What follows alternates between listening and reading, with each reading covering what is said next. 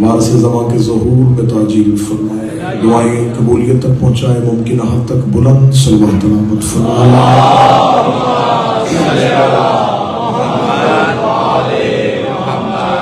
اجازت ہے سے شروع کیا جائے۔ کل کی پہلی مجلس جس میں ہم نے تذکرہ کیا کہ مقصد تخلیق انسان کی صرف اور صرف عبادت ہے، لیکن انسان یہ پہچانے کہ ہم جسے عبادت کہتے ہیں وہ کیا ہے اور وہ جسے عبادت سمجھتا ہے وہ کیا ہے۔ کیا ہماری تصورات سے گھری ہوئی نماز کو وہ اپنی عبادت سمجھ رہا ہے؟ اور کل کی مجلس میں آپ کے سامنے آپ کی سماعتوں کو یہ ہدیہ کیا گیا کہ اللہ کی عبادت آل رسول کی اطاعت کا نام ہے۔ اب میں بات زیادہ نہیں تمہید میں لوں گا کیونکہ آپ بہت دیر بیٹھ چکے ہیں، میں زیادہ دیر آپ کو زحمت نہیں دوں گا۔ تذکرہ کرنا ہے اس آقا و مولا کا جسے اہل بیت کی حویلی میں زین العابدین کہا جاتا ہے۔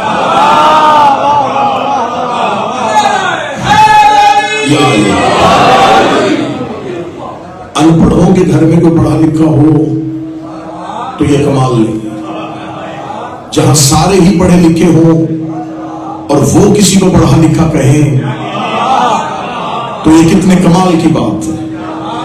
جس گھر میں علی جیسا عبادت گزار ہو، حسین جیسا سجدہ کرنے والا ہو، تسبیح کی خالقہ سیدہ موجود ہو،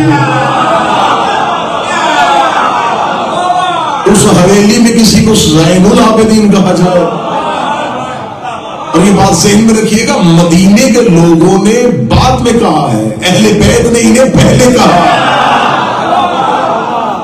یہ اہل بیت نے انہیں کہا ہے کہ آپ زین العابدین ہیں، آپ سید السالکین ہیں۔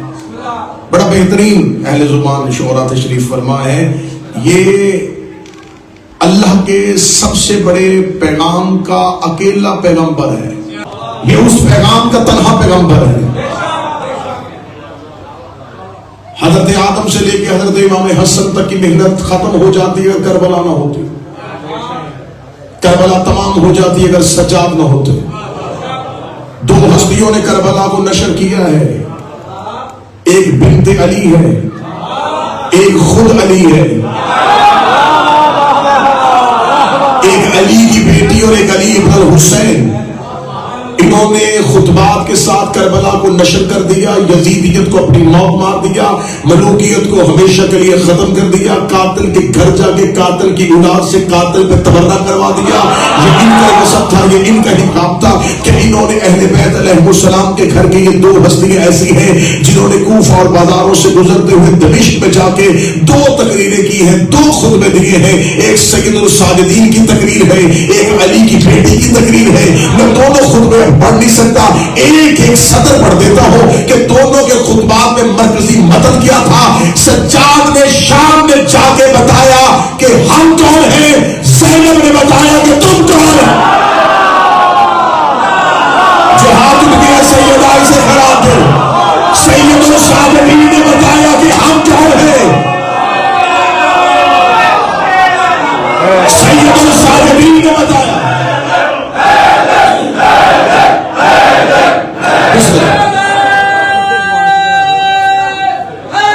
سید الصابرین نے بتایا کہ ہم کون ہیں، زینب کبریٰ نے بتایا کہ تم کون ہو۔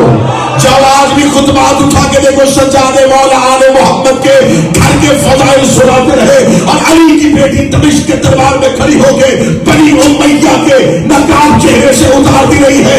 بی بی نے بتایا تم کون ہو، سجاد نے بتایا ہم کون ہیں۔ سجاد شام میں تولّا پڑھتے رہے، زینب شام میں تولّا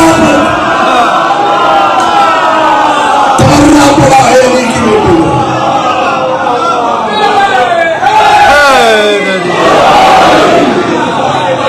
دو ہستیوں نے رنگ بدل دیا، انداز بدل دیا۔ آؤ تمہیں علی کی بیٹی اور حسین کے بیٹے کی جنگ سناؤ. سید الساجدین کی ولایت و امامت کا اعلان کرنے والی خیام کی غدیر میں زینب تھی. کیا خبر تھی کہ خیام میں کون ہے؟ انہیں کیا خبر تھی کہ خیمہ امامت میں کون ہے؟ ایک لفظ ہے آقا زادی کا فاتح شام شہزادی کے القابات میں سے ایک لقب ہے امینہ امامت. بی بی کی زیارت اٹھاؤ گے تو بی بی کی زیارت میں یہ جملہ آئے گا السلام علیکم. کیا ہے اے امینہ امامت تم پر ہمارا سلام. امینہ امامت کون؟ امامت کی امانت دار جو امامت کو امینہ ہو اسے عالیہ کہتے ہیں. یہ امامت کی امانت علی کی بیٹی کے پاس. اب اس کے لیے لکھا گیا کہ اس لیے اس بیوی کو یہ لقب دیا گیا کیونکہ بعد از کربلا 2 امام ان کے پاس تھے. تو آپ بہتر سمجھتے ہیں کہ امانت تب تک امانت ہوتی ہے جب تک چھپائی رہے. چھپی ہو تو امانت ہے, ظاہر ہو جائے تو پھر امانت کیسے؟ شہزادی نے اگر یہ امانت اپنے پاس رکھی ہے تو یہ امانت خیام میں تھی. میں تمہیں بتاؤں یہ امینہ امامت کیسے ہے.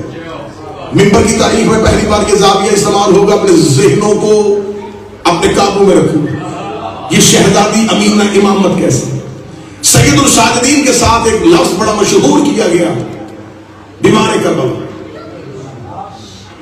جب یہ لفظ پہنچتا میری قوم کے بچوں تک پہنچا تو انہوں نے سمجھا کہ شاید جیسے ہم بیمار ہوتے ویسے ہمارے آقا مولا بیمار تھے. غلط. امت کی بیماری اور ہے. ہم بیمار تب ہوتے ہیں جب ہمیں اپنے بدن میں اعتدال نہ رکھ سکیں. کسی چیز کا بڑھ جانا کسی کا گھٹ جانا یہ بیماری ہے. امامت میں بیماری نہیں ہوتی, بیماری غالب آتی ہے. اگر ان پر بیماری غالب آ جائے تو پھر یہ غالب والا کل غالب کیسے رہے گا؟ یہ بیمار نہیں ہوتے, ان کے ہاں بیماری نہیں ہے. تو پھر اب سوال کرو کہ سید الساجدین واقعہ کربلا میں کیا تھے؟ 10 محرم پوری ہسٹری کا پوری مقتل پوری تاریخ کی ضمانت میں اپنے کاندھوں میں لیتا. سید الساجدین کا لیے لفظ مدینے میں استعمال نہیں ہو رہا. مکہ میں موجود ہے امام حسین, سید الساجدین تشریف فرما ہے. کربلا کے 8 دن سید الساجدین موجود ہیں, یہ لفظ نہیں آ رہا.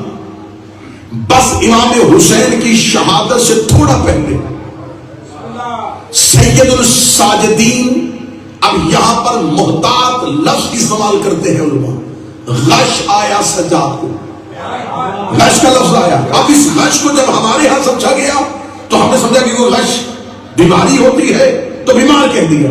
سید الساجدین کو ایک غش آیا, اب اس غش کو بیماری سمجھا گیا. یہ غش کیا تھا؟ یہ مدہوشی نہیں ہے. اس کی بہترین اصطلاح میں استعمال کرتا ہوں کہ ایک لمحے کے لیے زمین کو حجت کی نظروں سے اوجھل کرنا. یہ بالکل ایسے ہی ہے جیسے رسول معراج میں گئے اور بستر گرم رہا. رسول اللہ معراج میں تشریف لے گئے, کنڈی ہلتی رہی, بستر گرم رہا, وضو کا پانی چلتا رہا, نظام کائنات حرکت میں تھا, لیکن رسول اللہ جو تھے وہ معراج میں تھے. اب امامت کو ایک لمحے کے لیے کائنات کو نظروں سے یوں اوجھل کرنا.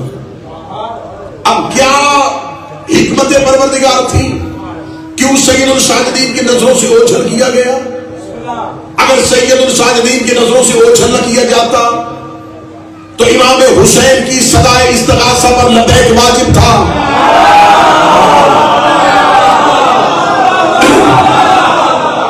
کیونکہ اس لمحے حجت وقت امام وقت مولا تھے, قریب کربلا تھے, اور جب قریب کربلا نے کہا تھا حل, تو اب یہاں پر آنا واجب تھا. لیکن اللہ نے اس امامت کو محفوظ رکھنا تھا, نظروں سے اوجھل کیا. اب ایک امام جو ہے وہ بلا رہا ہے, ظاہری طور پہ بھی زمین پہ ہے نہیں. نہ بالکل خاموش ہو جائے مجمع، لیکن یہ زاویہ لے کے جانا. اب سید الساجدین کی مقتل کہتی ہے، یہ مصائب روایت سنتے ہو، میں پہلی بار منبر میں فضائل سے پڑھنے لگا. سید الساجدین نے آنکھ کب کھولی جب علی کی بیٹی نے شانہ ہلایا اور ہلا کے کہا سجاد آنکھ کھولیے اور بتائیے شرعی مسئلہ کہ خیام میں چلنا ہے یا باہر نکلنا ہے. یہ کون بھی کہہ رہی ہے جس کے بارے میں خود سید الساجدین نے بازار شام میں کہا تھا کہ میری پھوپھی عالمہ غیر معلمہ ہے. عالمہ غیر معلمہ. ان بچوں کو سمجھانے کے لیے وہ جسے کوئی نہ پڑھائے اور وہ سب کچھ پڑھے، جسے کوئی نہ بتائے وہ سب کچھ جانے، اسے عالمہ غیر معلمہ کہتے ہیں. یہ اس کے لیے آسان ترجمہ کر دو، جو اللہ کی شاگردہ ہو، جو شاگردہ پروردگار ہو، اسے کہتے ہیں عالمہ غیر معلمہ. اب بی بی نے شانہ کیوں ہلایا؟ سید الساجدین کی آنکھیں کیوں بند تھیں؟ اب اس پورے کے پورے راز کو سمجھنا، اس زاویے کو دیکھنا. جب امام حسین شہید ہو رہے تھے، صدائے استغاثہ بلند ہو چکی تھی. سید الساجدین کی آنکھیں حکم پروردگار کے تحت بند تھی تاکہ صدائے استغاثہ پر لبیک نہ کہا جائے. اب یہ بند تھی. اب خدا کہتا ہے کہ اگر میں اس زمین کو ایک لمحہ بھی حجت سے خالی چھوڑوں تو یہ زمین اور آسمان برباد ہو جائے. مولا امام حسین کی شہادت سے لے کے خیام میں سیدہ کے کاندھا ہلانے تک مجھے بتاؤ زمین پہ حجت کون تھا؟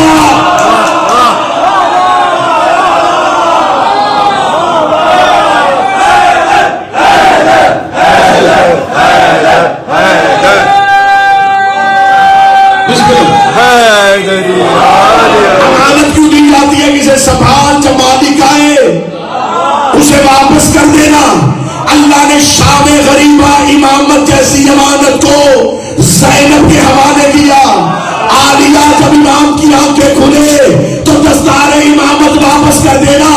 حسین کے گلا کٹنے سے لے کے سجاد کی آنکھ کھلنے تک جو زمین پر اللہ کی حجت تھی اسے زینب نے چلا کے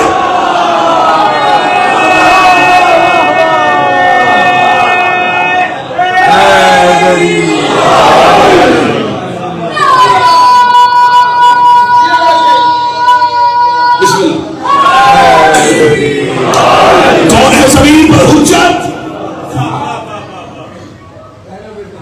اگر وہ مجھ سے اس پہ دلیل مانگے گا تو حضرت عیسیٰ کے جانے کے بعد جب تک رسول نہیں آئے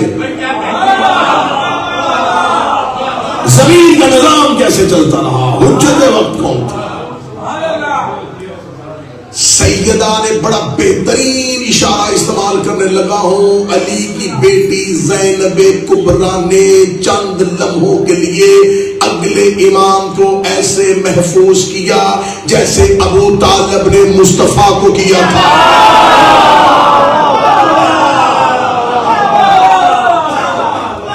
یہ کردار ہے حضرت ابو طالب ہے علی کی. غدیر میں رسول نے کیسے اعلان کیا تھا مولا علی کی امامت و ولایت کا؟ اب علی کی بیٹی خیام سے نکل رہی ہے. میں فضائل پڑھ رہا ہوں. یہ خیام لوٹنے نہیں آئے تھے، یہ سید الساجدین کے قتل کے ارادے سے آئے تھے.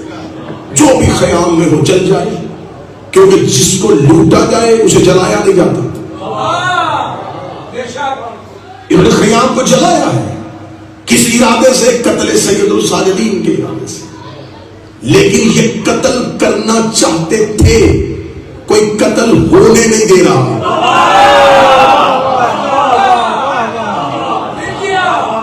ان کی حسرت اور امامت کے تحفظ کے درمیان ایک شہزادی کھڑی. میں پوری ذمہ داری کے ساتھ یہ لفظ کہنے لگا ہوں، یہ مدینہ میں لوگ امیر المومنین علی بن ابی طالب کو قتل کرنے کے لیے دروازے پہ آئے تھے، گلے میں جب رسی ڈالی جب لے کے آ رہے تو اب یہاں رسول کی بیٹی کا ایک لفظ ہے، بی بی نے دروازے پہ آ کر اگر تم نے علی کو آزاد نہ کیا میں بد دعا کروں گی اور آسمان زمین پہ پھینک دوں گی۔ ابھی بی بی نے یہ کہا، سلمان محمدی کہتے ہیں کہ میں نے مسجد نبوی کی دیواروں کو اٹھتے ہوئے دیکھا، یہ اتنی بلند ہو گئی کہ نیچے سے تیز گھوڑا سوار گزر سکتا تھا۔ مکہ کے لوگ کہتے ہیں اسی وقت ہم نے خانہ کعبہ کی دیواروں کو اٹھتے ہوئے دیکھا۔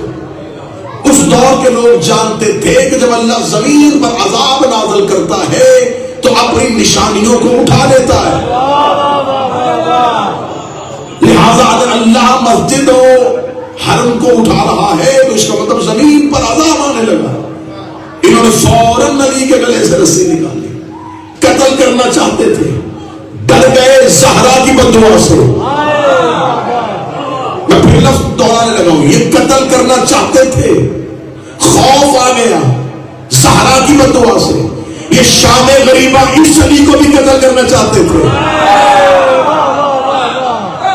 خوف زدہ ہو گئے زینب دلگیر کی بددعا سے۔ بی بی کیوں یہ ایک ضعیفہ پھوپھی اپنا جوان بیٹا نہیں اٹھا رہا، ایک حجت اگلا امام لے کے آ رہا۔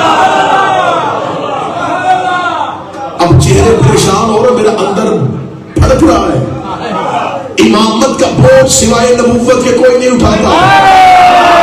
جن کے حصے کا چلنا تھا وہ لے گئے، جن کے حصے کا وہ لے گئے، ہر کسی کے لیے میں نے کہا ہی نہیں تھا، میں ہر کسی کو سنانا چاہتا تھا۔ امامت کا بوجھ سوائے نبوت کے کوئی نہیں اٹھاتا۔ فتح مکہ میں لوگوں نے کہا تھا یا رسول اللہ علی ہمارے کانٹوں میں کھڑا کیجیے، فرمایا یہ امامت کا بوجھ ہے، سوائے نبوت کے کوئی نہیں اٹھائے گا۔ اب یہ پھوپھی بھتیجا نہیں اٹھا رہی، ایک حجت اگلا امام لے کے آ رہے ہیں۔ حاضر امام یہ ہے علی ابن الحسین، یہ ہے سید الساجدین کی امامت کا اعلان جو عالیہ کے ہاتھوں سے ہوا۔ اس مولا کے بارے میں بہت کم بولا گیا ہے، بہت کم پڑھا گیا ہے منبر سے، جب بھی پڑھا گیا اس مولا کو مصائب کے عنوان سے پڑھا گیا۔ یہ میرا وہ آقا ہے جو برائے نام بھی علی ہے، نام بھی علی۔ 38 ہجری 5 شعبان، حسین ابن علی کی دعاؤں کا ثمر۔ یہ بیٹا دنیا میں مولا حسین نے سفید پارچہ میں لپیٹا، لپیٹ کے اس مصلے پہ گئے جہاں حسین نماز شب پڑھتے تھے، وہاں جا کے سجدے والی جگہ پہ اپنے اس بیٹے کو لٹایا۔ ایک دن کے زین العابدین ایک دن کے لٹا کے حسین نے 2 رکعت نماز شکر کی ادا کی۔ ادا کرنے کے بعد اللہ کی بارگاہ میں دعا کی، میرے اللہ میں یہ بیٹا تیری بارگاہ میں نظر کرتا ہوں۔ بیٹے نظر کرنا نبیوں کے گھروں کا طریقہ ہے، مریم کی منت ہے اور ابراہیم کی خواہش ہے۔ میں اپنا یہ بیٹا آپ کی بارگاہ میں نظر کرتا ہوں، میں پوری ذمہ داری کے ساتھ حرف حرف بیان کر رہا ہوں۔ مولا حسین زین العابدین کو سجدے والی جگہ پہ محراب عبادت میں لٹا کے چلے گئے، نظر کیا اللہ کی بارگاہ میں۔ حسین مسجد سے نکل گئے اور علی مسجد میں آ گئے۔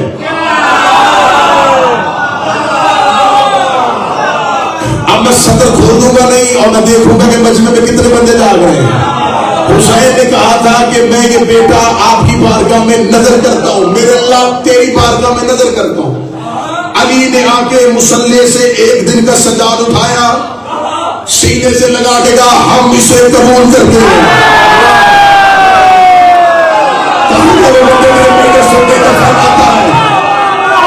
ہم اسے تحویل میں لیتے ہیں۔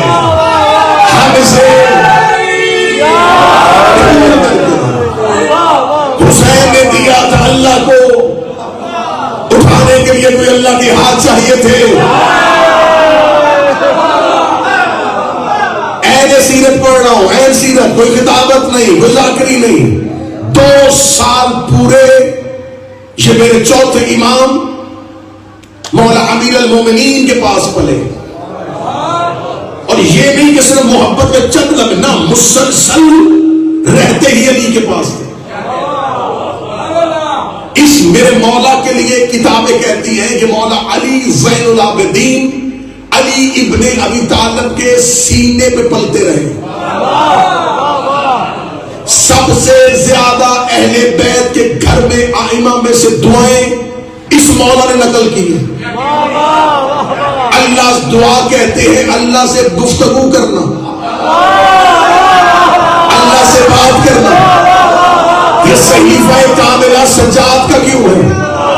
یہ علی کے سینے پہ رہتا تھا اور علی کے دل کی دھڑکنیں سنتا تھا۔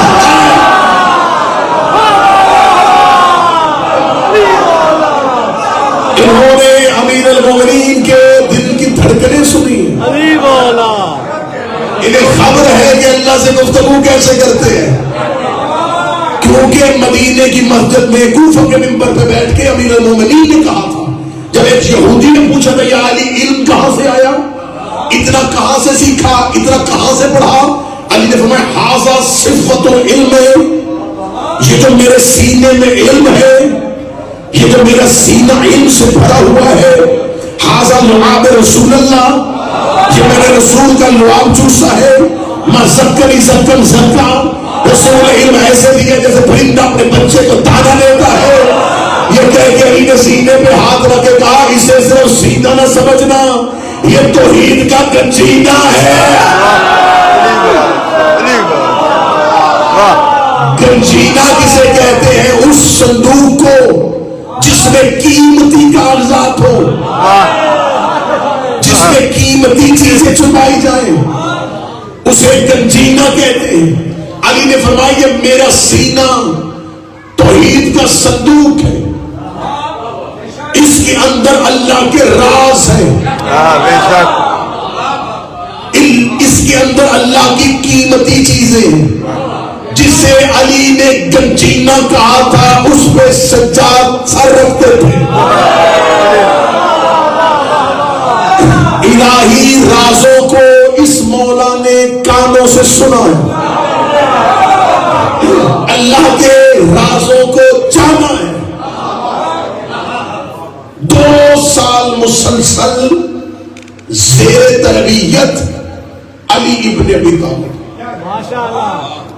ہم کسی کی بھی زندگی کی سیرت لکھیں، کسی کی زندگی پہ جاننا چاہیں تو اس کی ابتدا یہاں سے ہوتی ہے کہ یہ اس گھر میں اس تاریخ کو پیدا ہوئے، ابتدائی تعلیم اس سکول سے حاصل کی، اعلیٰ تعلیم کے لیے وہاں چلے گئے۔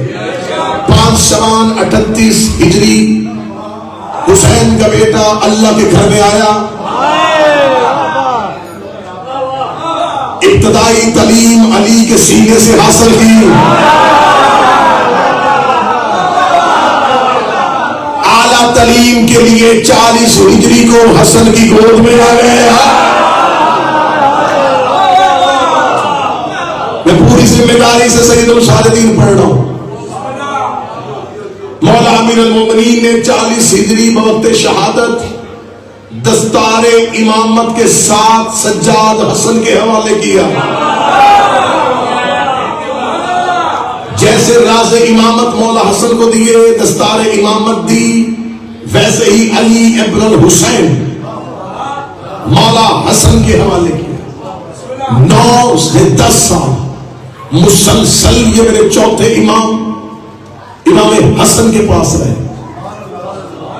بوقت شہادت حسین کو حسن نے اللہ کی امانت واپس لوٹائی۔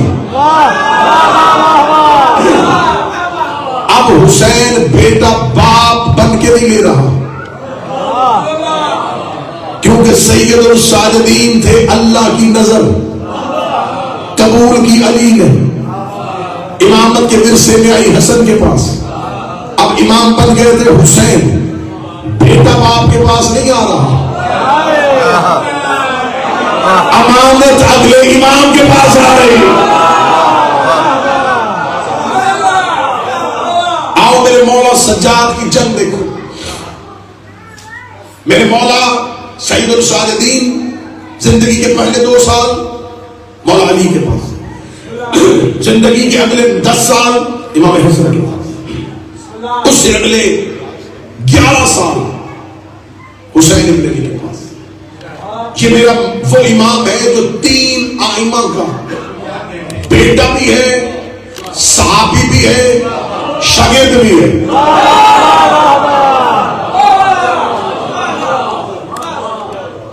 اس نے 3 آئمہ کی صحبت میں زندگی گزاری۔ کتنے بڑے عالم تھے اس کا ایک ہی لفظ میں وضاحت ہو جائے گی۔ یہ اتنے بڑے عالم تھے کہ ان کے شاگرد کا نام باقر العلوم ہے۔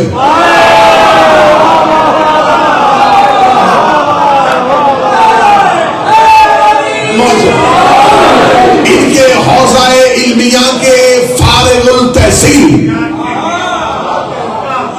کو باقر العلوم کہتے ہیں۔ ان کے مدرسہ میں بچپن کا پڑھا ہوا زمانے میں جعفر صادق کہلاتا ہے۔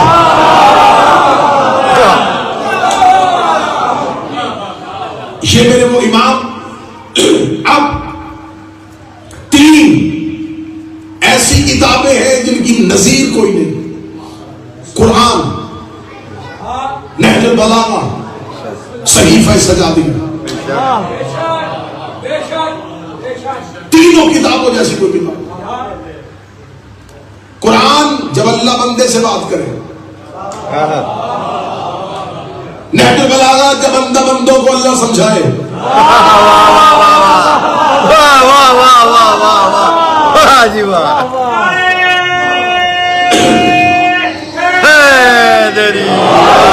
صحیفہ سجادیہ جب بندہ اللہ سے گفتگو کرے، اللہ گفتگو کرے قرآن بنتا ہے، بندہ گفتگو کرے صحیفہ سجادیہ بنتا ہے۔ دونوں کے معیار میں کوئی فرق نہیں۔ بڑا بہترین جملہ ہے۔ اللہ خالق کلام ہے، وہ جانتا ہے کہ مخلوق سے بات کیسے کی جا سکتی ہے۔ مخلوق میں یہ سجاد ہے جو جانتا ہے اس سے بات کیسے۔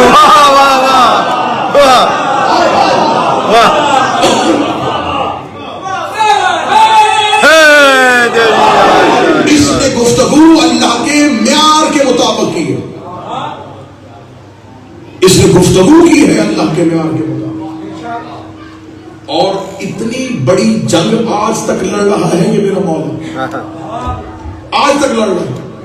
میں اس مولا کی جنگ سنوں جو آج تک لڑ رہا ہے۔ اب بھی حج پہ جائیں، عمرہ پہ جائیں، آپ کے سامان کی تلاشی لی جائے گی۔ آپ کو سعودی عرب میں مفاتیح الجنان لے کے جانے کی اجازت نہیں ہے، نکال دی جائے گی آپ کے سامان سے۔ حج کے دنوں میں مفاتیح نکال۔ میں نے صحیفہ سجادیہ مسجد نبوی کے اندر الماریوں میں پڑی دیکھی، نہج البلاغہ سعودی عرب نہیں لے کے جا سکتے، صحیفہ سجادیہ چلا جاتا ہے۔ یہ کتابوں کا فرق نہیں ہے۔ جملہ کہوں، اگر شہداء کربلا میں کوئی قدر کرے، جہاں علی کا خطبہ نہیں گیا وہاں سجاد دعا لے کے چلا گیا۔ آج تک جہاں علی کے خطبات نہیں گئے، اس میرے مولا نے دعائیں زیادہ کیوں کی؟ کیونکہ دعا وہ عمل ہے جس پہ کسی بھی دور میں پابندی نہیں ہے۔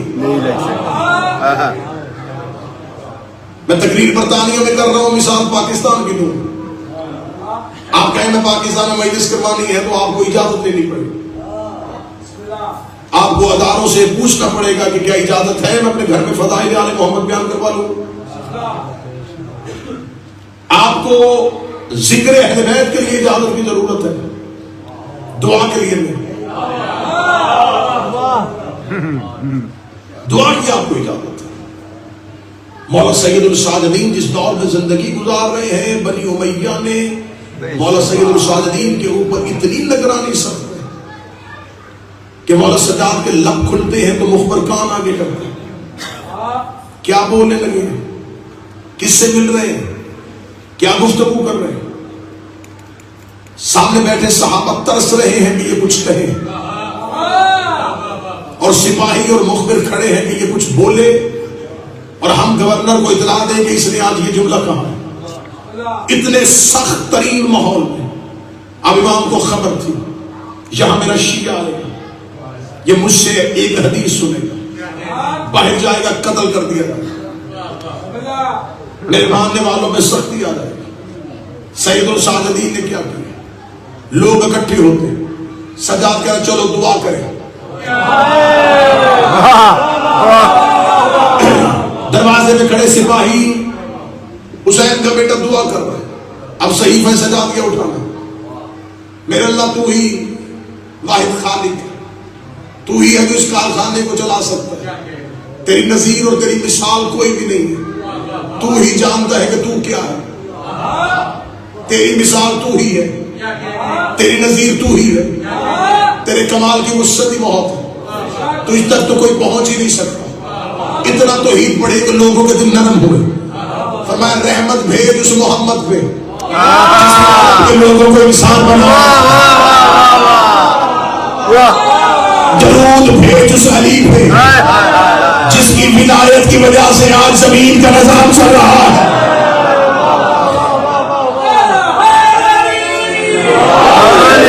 لوگ سمجھ رہے ہیں کہ دعا مانگی جا رہی ہے، دعا کے ذریعے اہل بیت کا مذہب پہنچایا جا رہا ہے۔ دعا وہ کام ہے جو ہر شخص چاہتا ہے کہ میرے لیے دعا ہو جائے، میرے لیے دعا کر دیں، میرے لیے دعا کر دیں، اور جو کرنے والا سجاد ہو، زمانے کی خواہش ہے دعا کریں، اور وہ دعاؤں کے ذریعے مذہب پہنچا رہا ہے۔ آج تک اتنے خطبے مشہور نہیں ہوئے جتنی دعائیں مشہور ہیں۔ سجدے میں سر رکھ کے دعا کر رہے ہیں، اور ایک صحابی سن کر مولانا سید سعود احمد سے کہا قسم بخدا اے علی ابن الحسین، آج آپ کی دعا سن کے ایسا لگا کہ جیسے اللہ سامنے ہے وہ تو بول رہا ہے۔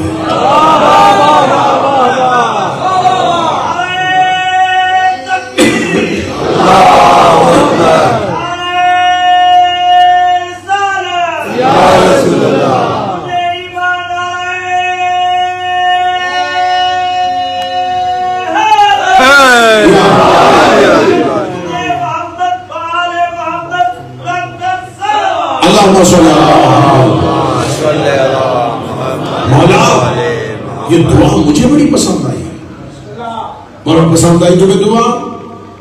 جی مولا مجھے یہ دعا بڑی پسند آئی، مجھے یہ تعلیم کر سکتے ہیں؟ فرمایا تجھے تعلیم کر دیتا ہوں، تو ہی رکھ لے، اب کسی کو نہ بتانا کہ میں نے تجھے بتائی ہے، اپنے نام سے پڑھ دے، کوئی پوچھے تو کہہ دینا یہ دعائیں ابو حمزہ سنبھالی ہے۔ یہ واحد گھر ہے جو دعائیں خیرات میں دیتا ہے۔ کیا تم نے دعائیں کمیل نہیں پڑھی؟ دعائیں خیرات میں دیتا ہے، کہہ دیتا ہے، تم لے لو اپنے نام سے مشہور کر دینا، کہہ دینا یہ دعائیں ابو حمزہ سنبھالی، کسی کو دعائیں کمیل، کسی کو دعائیں مقاتل بن سلیمان، یہ دعائیں خیرات میں دے دیتے ہیں۔ لے جاؤ، اس میرے مولا کا پہلا اپنے دور کا بہترین عمل دعاؤں کے ذریعے دوبارہ ختم ہوئے اسلام کو زندہ کرنا۔ لوگوں کے ذہنوں میں ربوبیت کا تصور ختم ہو گیا تھا، دوبارہ توحید کی شمع کو روشن کیا، لوگوں کو پھر اللہ کی طرف لے گیا۔ دوسرا کام، یہ میرے مولا 11 آئمہ نے اتنے غلام آزاد نہیں کیے جتنے اکیلے میرے مولا سید السادہ نے کیے۔ غلام خریدتے تھے اور ہر سال شب قدر میں انہیں آزاد کر دیتے، لیلۃ القدر میں آزاد کرتے تھے۔ غلام جا کے بازار سے خود خرید کے لاتے تھے، لوگ سمجھتے تھے یہ غلام کا چہرہ دیکھ رہے ہیں، یہ غلام کا شجرہ نسب دیکھ رہے ہو.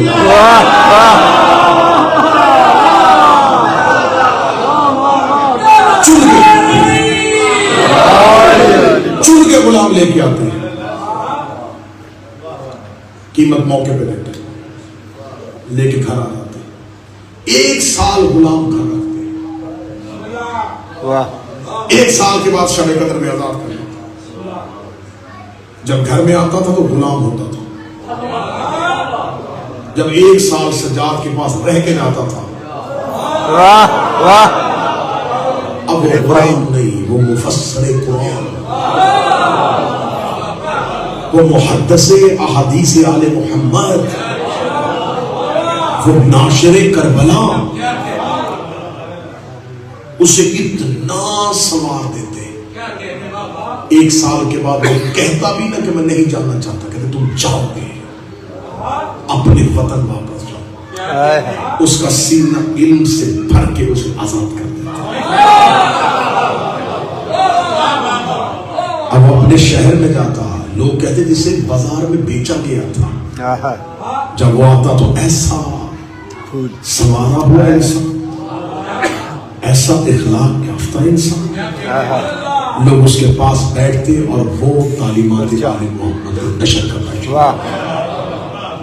یہ غلام نہیں بھیج رہے، یہ کربلا کو پھیلا رہے ہیں.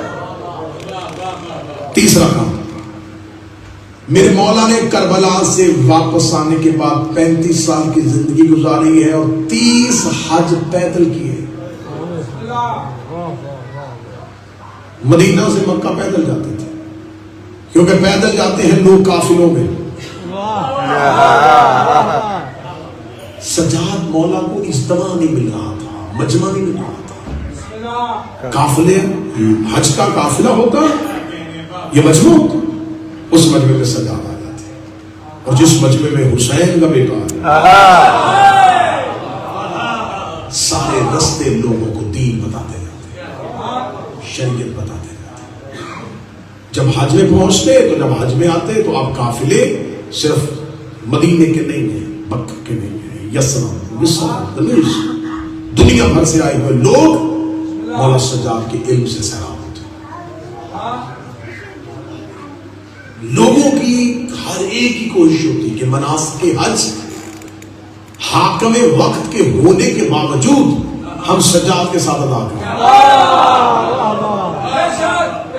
ایک دفعہ حشام نے ملاؤں ایک بڑا قافلہ لے کے، بڑا کاروان لے کے پہنچا ہوا تھا. یہ بھی حج میں پہنچا اور مولا سجاد بھی حج میں پہنچے. جب یہ طواف کعبہ کرنے کے لیے آئے تو یہ حیران رہ گیا کہ سارا مجمع سجاد کے ساتھ.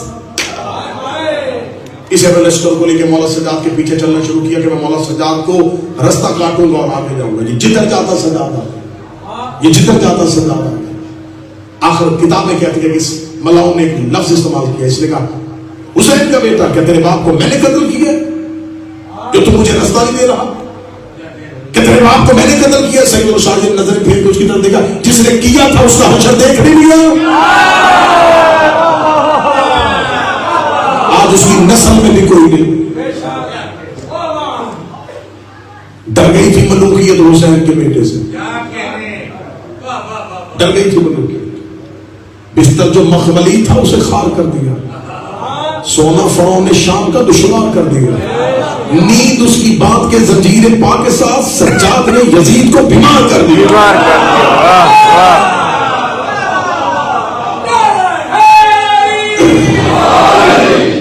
حاکم کہنے سے ڈر رہا ہے. مولا سید الساجدین کا شام میں روب دبدبا. اور میں تمہیں روب بتاؤں، غلط بالکل غلط ہے کہ کسی بھی وقت میں مولا سجاد نے کسی بھی ملعون کی بیعت کی. سجاد بیعت کر لیتے تو زمین و آسمان برباد نہ ہو جاتا. سجاد یہ کام کر لیتے تو حسین ابن علی کے لہو کی لاج کیسے بچتے. اب تمہیں روب دبدبا سناؤ، بس آخری لفظ کہنے لگاؤ. بظاہر کہتی ہے، بظاہر گردن میں توق ہے، کمر میں لنگر ہے، پاؤں میں بیڑیاں ہیں، ہاتھوں میں رسیاں اور زنجیریں ہیں، اور شام کے دربار کے اندر کھڑے، دربار کھچا کھچ بھرا ہوا ہے، کتاب قدس 700 کرسیوں میں بیٹھے ہوئے، 1000 سے لگ بھگ لوگ دیواروں کے سامنے کے کھڑے ہیں۔ اتنا مجمع ہے جامع مسجد اموی میں، اوپر 17 سیڑھیاں، اوپر اونچائی پہ جا کے یہ ملاؤں یزید ابن معاویہ ابن ابو سفیان یہ تخت میں بیٹھا ہوا، اتنے بھرے ہوئے ماحول میں اس نے چاہا کہ اس کے خاندان کی تعریف کرنے کے لیے کوئی اٹھے۔ اس نے خطیب کو بلایا جس کی خطابت عرب میں بڑی مشہور تھی، اسے کہا ممبر پہ جا اور کچھ پڑھ، اور ممبر پہ آیا، اس نے اللہ کی حمد بیان کرنے کے بعد جتنی آیات اہل بیت کی شان میں نازل ہوئی تھی انہیں بنی امیہ کے ساتھ منسوب کرنا شروع کیا اور بنی امیہ کے فضائل پڑھنے شروع کیے۔ سامنے سے مجمع داد دے رہا ہے، شام کے لوگ بنی امیہ کے فضائل سن رہے ہیں، دربار بھرا ہوا ہے اور یزید تخت پہ ہے اور بظاہر امام قید میں ہے۔ جو اس خطیب کی تقریر تمام اب پورے مجمع کے ذہن میں بنی امیہ کا تصور چھا گیا۔ بنی امیہ کے اتنے فضائل سننے کے بعد سارے کا سارا مجمع بنی امیہ کی عزت و عظمت و بلندی کا قائل ہو گیا۔ یا سید الساجدین کی دربار میں زنجیروں کی آواز آئی، اس منبر کے نیچے گئے جہاں پر وہ خطیب کھڑا تھا، لفظ میرا ہو کل سے ممبر پہ نہ ہوگا، غضب ایھا الخاطب، اے خطیب اتر لکڑیوں کے ڈھیر سے نیچے۔ میں نے جملہ کہہ دیا اور مجھے سمجھا نہیں، اس نے اسے ممبر دیا تھا اور سجاد کہہ رہے اتر لکڑیوں کے ڈھیر سے نیچے۔ مولا سجاد چل خطیب غلط تھا، کھڑا تو ممبر پہ تھا، سجاد نے کہا یہ اشارہ دنیا میں قیامت تک کے لیے دے کے جا رہا ہوں، جس ممبر سے علی کے فضائل نہ بڑھے جائیں وہ لکڑیوں کے ڈھیر ہوگا۔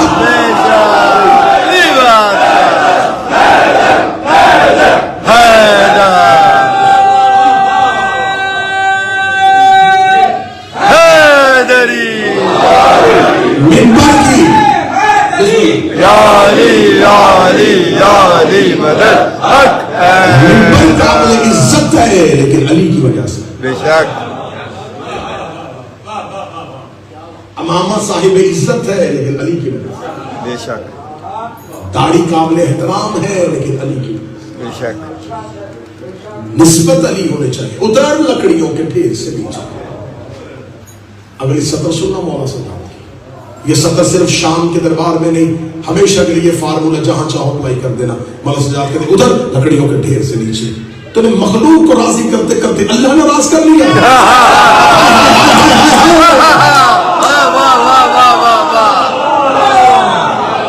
مولا سجاد نے کہا لعنت ہو تجھ پر، لعنت ہو تجھ پر ہے خطیب، تو نے مجمع راضی کرنے کے لیے اللہ نے راض کر دیا۔ ادھر لکڑیوں کے ڈھیر سے نیچے اتنی گرجدار آواز تھی، خطیب کا بدن کانپا، یہ نیچے اترنا شروع ہوا، زنجیروں کی چھن چھن ممبر کے زینوں پہ ہوئی،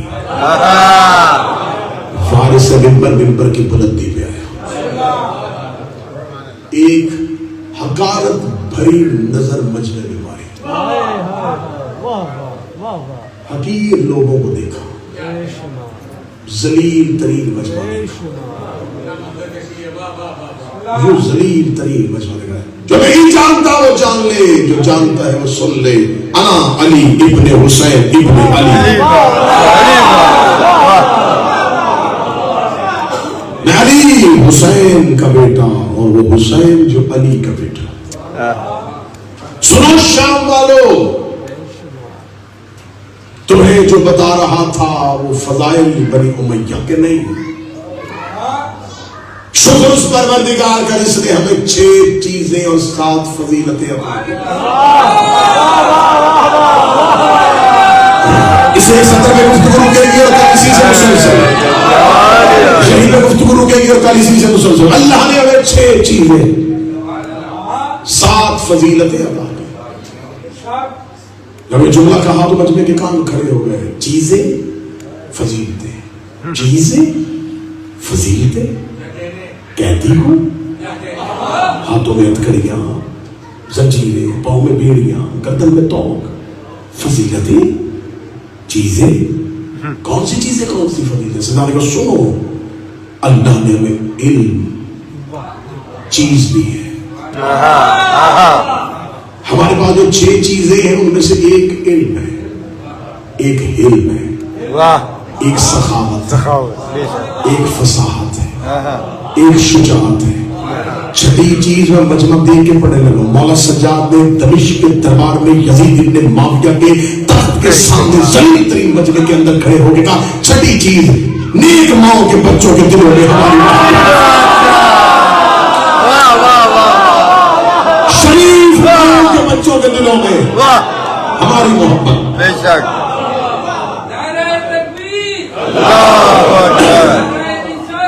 یا رسول اللہ.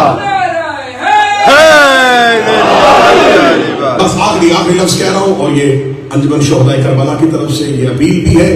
یہ آپ سے مالی تعاون چاہیں گے حسین ابن علی کے گھر کی لیے، جو ہو سکے گا وہ ضرور حسب توفیق حسب استطاعت یہ آپ کا ہاتھ حسین ابن علی کے لیے اٹھے گا. اللہ نے ہمیں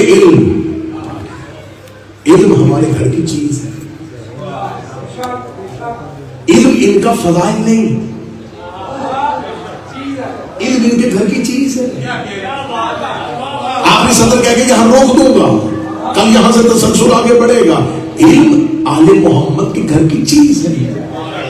عالم ہونا علی کا فضائل نہیں ہے. یہ تو علم کی خوش قسمتی ہے کہ اسے علی کے ہونٹ ملے،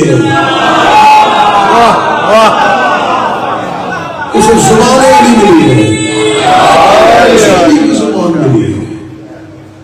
مولا سجاد فرماتے اللہ نے ہمیں علم چیز عطا کی ہے. بس آخری سطر کہنے لگو اللہ قرآن میں کہتا ہے ہم نے آدم کو سجدہ کروایا تھا اس کے علم کی وجہ سے. اگلی سطر تمہارا بنے وہ زمین میں پھینک دینا، ورنہ اپنے دلوں میں لے کے گھروں کو چلے جانا. جس چیز سے آدم کو سجدہ ہوا ہے، اللہ فرما رہا ہے ہم نے آدم کو سجدہ کیا تھا علم کی بنیاد پہ. جس فضیلت پہ آدم کو سجدہ ہوا وہ اہل بیت کی چیز ہے.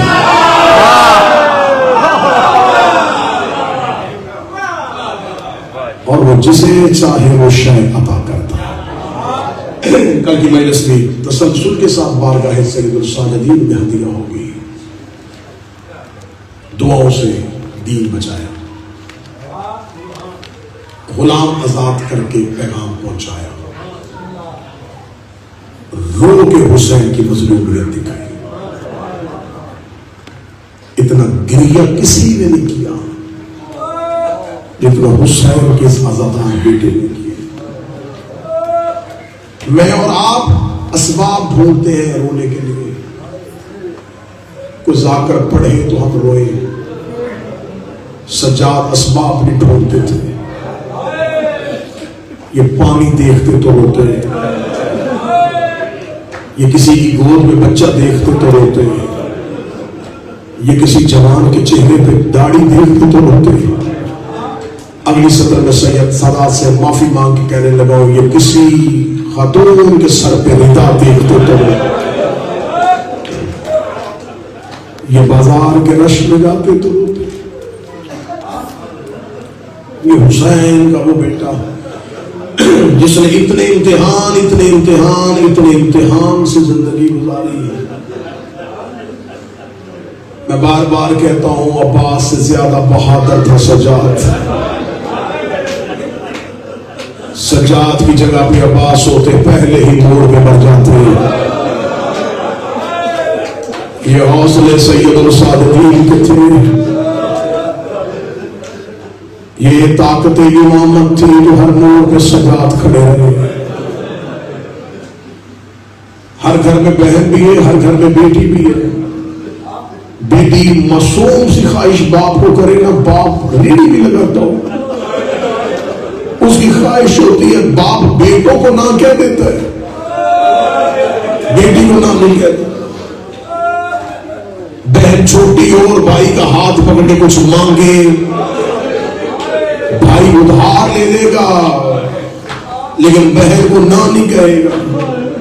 پھر اب ذہن میں رکھو کہ ایک ایسی بہن ہو جو ہو بھی یتیمہ، اور وہ ایک ایسے بھائی سے مانگے جسے باپ کے بعد باپ سمجھتی ہو۔ اب ذہن میں اگر یہ تصور آ گیا ہے تو میں تمہیں بہن کا ایک بھائی سے سوال سناؤں۔ شام کے بازار میں زندان میں آ کے بہن نے بھائی کی ہتھکڑی ہلا کے رو کے کہا تھا، بھیا سجاد میں نے تجھ سے کبھی کچھ نہیں مانگا، صرف آخری بار ایک بات مانگ رہی ہو، ان ملونوں سے کہ میرے چہرے پہ تازیاں نہیں ڈالا۔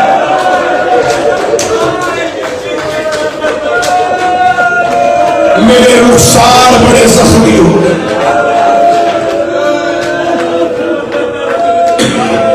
بہن کی خواہش دیکھ اور بھائی کی غربت دیکھ۔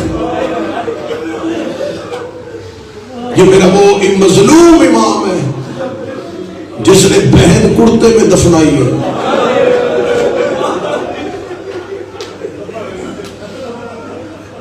آج بھی حسین کی بیٹی رسیوں میں دفن ہے۔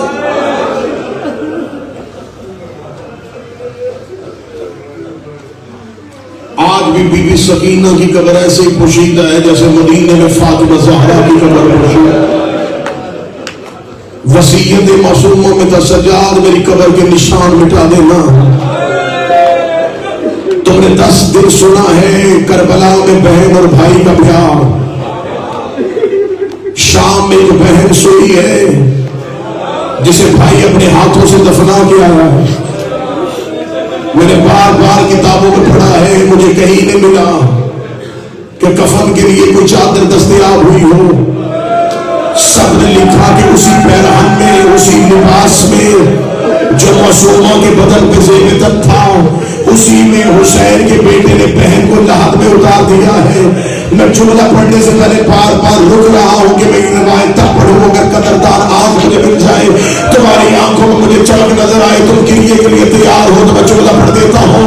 میں غیر سید ہوں، میں مجھ میں سے سخت روایت نہ پڑھنے کا عادی میں پڑھنا چاہتا ہوں۔ مولا سجاد نے بہن کرتے میں کیوں دفنائی، اسی پیرہن میں کیوں دفنائی ہے، اس کے لیے میں بات کھولوں گا نہیں، میں ایک اشارہ دیتا ہوں۔ 10 محرم جماعت بھی کرتے ہیں زنجیر کا پرسا، جلدی سے قمیص پہنتے ہیں، قمیص پہن کے گھر پلٹتے ہیں، بہن کے کرنے ہوتے ہیں بھائی کے زخم صاف۔ جب بہن بھائی کی قمیص اٹھانے لگتی ہے، ماں رو کے کہتی آہستہ اتارنا، اس کی قمیص اس کے زخموں کے ساتھ آ گئی ہے، اب اس کی قمیص جلدی نہیں اترنی۔ اس سے واضح اشارہ میں نہیں کر سکتا تھا۔ قبرستان مسافرہ میں زینب کی آواز آئی، سجاد سکینہ کرتے میں دفنا لے۔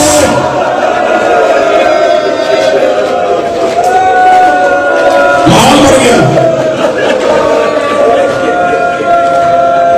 مجلس کی کیفیت بتا رہی ہے کہ بھائی چاہتا اسی بہن کی غربت کے لیے جملے پڑھ دوں۔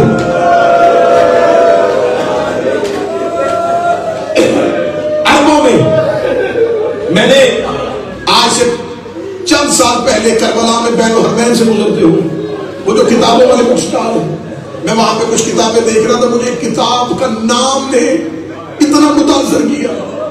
کتاب کا من الفاطمہ الی الفاطمہ، ایک فاطمہ سے دوسری فاطمہ تک۔ میں نے بین الحرمین میں کھڑے ہو کے کتاب کھولی، کیا لکھا ہوگا اس کے اندر؟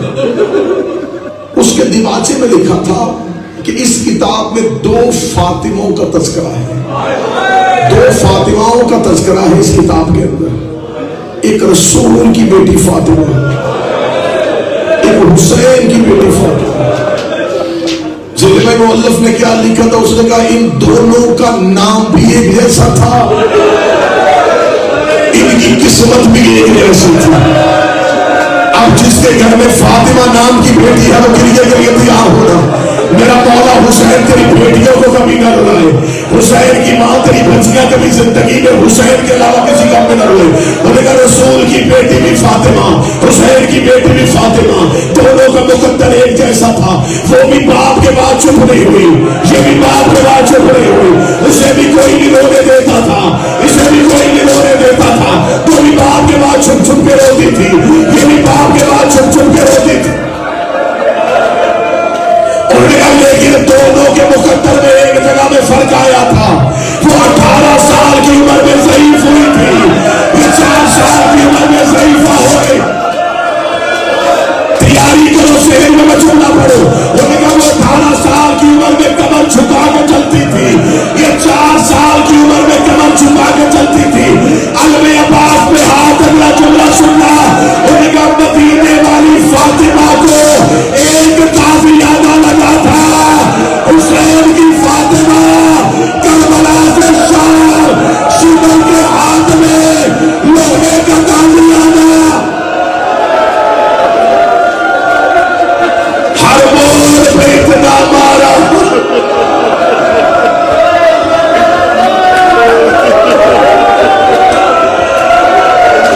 हाय हुसैन, मुझसे दुआ मांगो। मुसाहिब की रूहानियत बता रही अली की बेटी आ गई, जो दिल में हाजत है वो मांगो। इन्हीं रोती हुई आवाजों में मुझे एक सवाल का जवाब देना। आज तक किसी ने 4 साल की बच्ची की टूटी हुई पसलियां देखी? ये 4 साल की उम्र में कहती थी सज्जाद मेरी पसलियां टूट गई।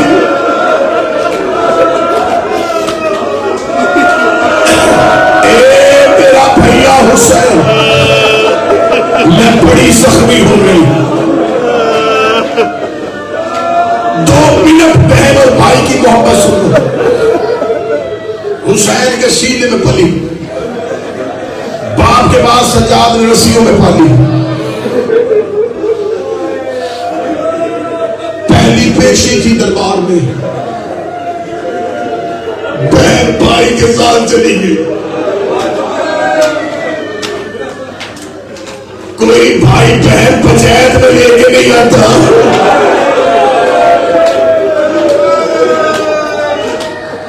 पहली पेशी है और बहन भाई के साथ चली गई।